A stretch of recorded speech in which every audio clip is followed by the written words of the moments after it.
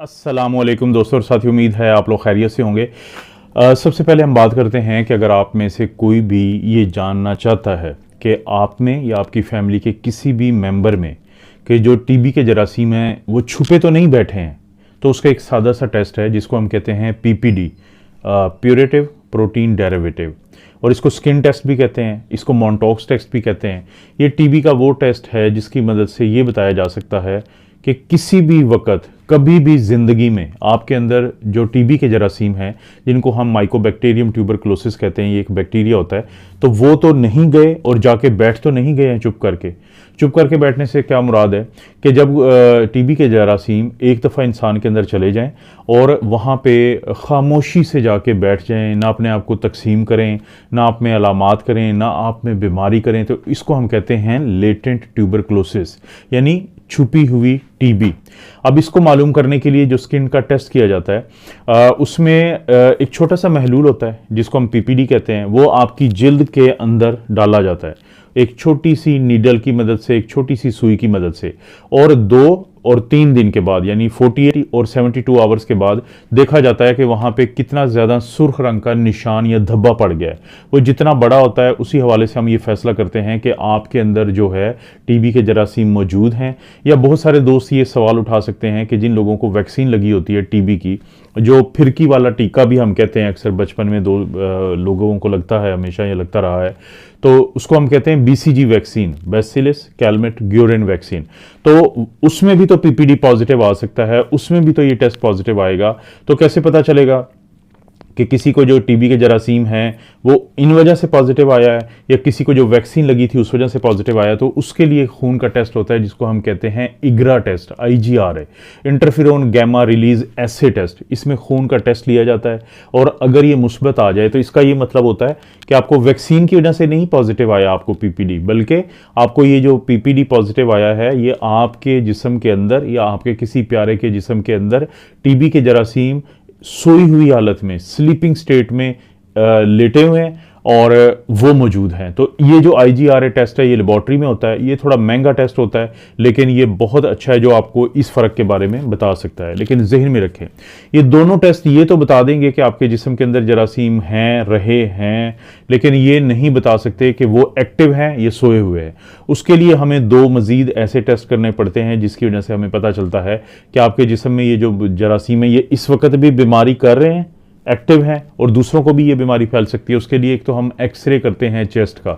ये जो छाती का एक्सरे किया जाता है, तो उससे हमें पता चल जाता है। और इसके अलावा एक और टेस्ट होता है जिसको हम स्पूटम टेस्ट कहते हैं, थूक का यानी बलगम का टेस्ट, कि 3 दिन आपको कहा जाता है कि एक डिबिया दी जाती है, ज़ाहिर है 3 दी जाएंगी, रोज़ाना सुबह उठने के बाद आपने उसमें अच्छे तरीके से थूक इकट्ठा करके तो ये लेबॉर्ट्री वालों को देना होता है। तो उसके अंदर जरासीम की मौजूदगी, कि वो आपके फेफड़ों में मौजूद हैं, सांस की नालियों में मौजूद हैं, बीमारी कर रहे हैं और आप दूसरों को फैला सकते हैं, तो उसके बारे में बताया जा सकता है। इसके अलावा भी अगर आपको अलामात हों, देखें 2 किस्म की टीबी होती है हमें, एक वो जिसमें जरासीम सोए हुए हैं जिसको लेटेंट टीबी कहते हैं, और एक वो जिसमें जरासीम आपके अंदर बैक्टीरिया जो है माइकोबैक्टीरियम ट्यूबरकुलोसिस ये बीमारी पैदा कर रहा होता है, जिसकी वजह से आपको कुछ अलामात आती हैं। वो अलामात क्या होती हैं? किसी को अगर 3 हफ्ते से ज़्यादा खांसी रहे, किसी को खांसी करते हुए या बलगम में थूक आए, किसी को बुखार रहता हो, ख़ास तौर पे शाम के वक्त हो जाए, किसी को बुखार के साथ तरेलियाँ स्वेटिंग होती हो, किसी का वज़न बग़ैर किसी वजह के कम हो रहा हो, तो ये मुख्तलिफ़ किस्म की अलामात हैं जिससे हमें फेफड़ों की टीबी का पता चलता है। फेफड़ों के अलावा भी हमारी हड्डियों को, हमारा जो मोहरों को और हमारे दिमाग को और मुख्तलिफ़ हिस्सों को जो है ये जरासीम मुतासर करते हैं। बहुत ज़रूरी है लेटेंट टीबी को भी पकड़ना। लेटेंट टीबी को इसलिए पकड़ना ज़रूरी है कि ये इसलिए लेटेंट है कि अभी आपका जो मुदाफ़ती निज़ाम है वो स्ट्रॉन्ग है। जैसे ही आपके अंदर ये जरासीम गए तो उसने इनको मारने की कोशिश की, तो ये अपने ऊपर चादर लेके, लहाफ लेके ये इस तरीके से छुप के सो जाते हैं अपने इर्द गिर्द कुछ दीवारें बना के कि इम्यून सिस्टम को पता नहीं चलता। लेकिन जब कुछ साल के बाद, कुछ अरसे के बाद आपका इम्यून सिस्टम आपकी बढ़ती हुई उम्र की वजह से या खुदा न खास्ता किसी और बीमारी की वजह से अगर आपको स्टीरॉयड लेने पड़ जाए या अगर आपको शुगर की बीमारी हो जाए, तो जब भी आपका इम्यून सिस्टम, मुदाफ़ती निज़ाम कमज़ोर होगा, ये अपनी चादर को फाड़ेगा और उसके बाद अपने बच्चों को जन्म देगा और आपके ऊपर भी हमलावर हो जाएगा और आपके घर वालों को भी ये जरासीम फैल सकते हैं। तो लेटेंट टीबी के बारे में भी मालूम करना बहुत ज़रूरी है। और एक दफ़ा पता चल जाए तो बहुत सारे लोग पूछते हैं कि लेटेंट टीबी, सोई हुई जो बीमारी है, क्या उसका भी इलाज ज़रूरी है? बहुत ज़रूरी है, क्योंकि अगर आज इलाज कर लेंगे तो आपका डॉक्टर आपको कम दवाई देगा, कम टाइम के लिए दवाई देगा, हफ्ते में कम दफ़ा दवाई देगा। लेकिन अगर आपको एक दफ़ा एक्टिव टीबी हो गई तो फिर आपको 6 से 9 महीने के लिए रोज़ाना टीबी की दवाई खानी पड़ती है, ज़्यादा अरसे के लिए खानी पड़ती है, ज़्यादा मिकदार में खानी पड़ती है। और बाज़ का हमें टीबी के लिए फिर सीटी स्कैन और एमआरआई वगैरह जो है फेफड़ों के, वो करवाने पड़ सकते हैं, या बाकी जिस्म की अगर ज़रूरत हो तो। इसलिए बहुत ज़रूरी है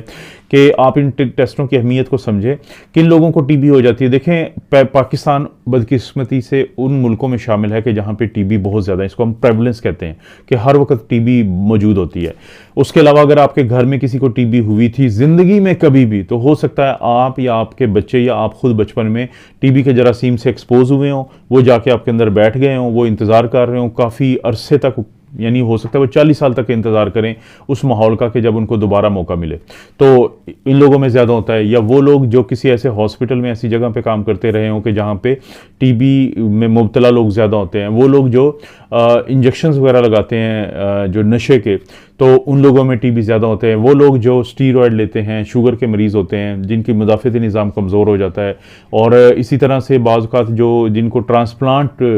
यानी कोई गुर्दा वगैरह करवाते हैं या कोई भी जिगर वगैरह ट्रांसप्लांट करवाते हैं, तो उनको ऐसी दवाई दी जाती है जिसकी वजह से उनकी इम्यूनिटी कमज़ोर होती है, और अगर वो बदकिस्मती से कहीं पे टीबी के जरासीम का सामना हो जाए तो उनके लिए भी फिर ख़तरा होता है। तो टीबी जो है उसके बारे में ये बहुत ज़रूरी है मालूमात। ये शायद हम पाकिस्तानी हर वक्त, ठीक है हम पोलियो की बात करते हैं और हमें पोलियो से निजात भी मिलनी चाहिए, लेकिन जिस तरह पोलियो बहुत अहम है कि उसके बारे में बात की जाती है, तो टीबी के बारे में लोग बात नहीं करते। यकीन माने कि बहुत ज़्यादा टीबी है लोगों को, और कुछ को वो लेटेंट टीबी है, कुछ को एक्टिव टीबी है, और वो बदकिस्मती से वो माशरे में घूम फिर रहे होते हैं, और इस तरह से ये जो जरासीम होते हैं ये पूरे मुख्तलिफ यानी लोगों को जाके फिर उनके अंदर बैठ जाते हैं। तो इसलिए मैंने मुनासिब समझा कि आपको ये बता दूं कि आज ही, जैसे ये स्टार्टिंग पॉइंट था वीडियो का, वही मैं एंड पॉइंट भी रखता हूं। आज अगर आपके जहन में आता है कि आप अपनी पूरी फैमिली के बारे में ये जानना चाहते हैं कि उनके अंदर सोए हुए टीबी के जरासीम हैं कि नहीं, तो आप पीपीडी टेस्ट करवाएं। और अगर किसी को पहले वैक्सीन लगी हुई थी, तो उसको टीबी की वैक्सीन लगी हुई थी, तो फिर IgRA नामी ये ब्लड का टेस्ट करवा लें। तो कम से कम आप पॉइंट आउट कर देंगे कि ये फ़लाँ जो बच्चा या बड़ा है इसके अंदर टीबी के जरासीम है। फिर जो पल्मोनोलॉजिस्ट होते हैं, जो फेफड़ों के माहिर डॉक्टर होते हैं, उनके साथ आप बात करें, और ताकि एक दफ़ा ही इलाज करवा के इस मुसीबत से जान